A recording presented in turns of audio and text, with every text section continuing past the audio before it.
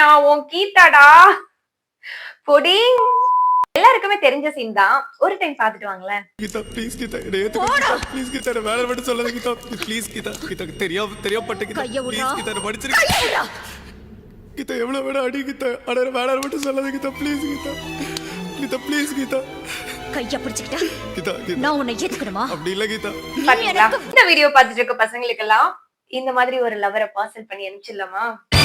சிம்பு சாராவது அவ்வளவு நேரம் தாக்கு பிடிச்சாரு, அவ்வளவு நாள் தாக்கு பிடிச்சாரு. அவ்வளவுதான், எஸ் ஆய் ஓடிடுவீங்க.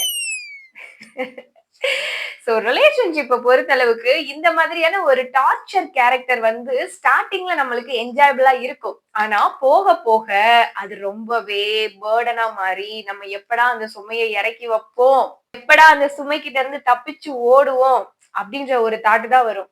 Equal sharing of love, equal sharing of emotion, equal sharing of angry, எல்லாமே தான் ஈக்குவலா ஷேர் பண்ணிக்கிறது தான் லவ். ஒரு சைடு இருந்து மட்டுமே அடி கொடுத்துட்டே இருந்து இன்னொரு சைடு அடி வாங்கிட்டே இருந்தா எவ்வளவு டைம் தான் பொறுக்க முடியும்?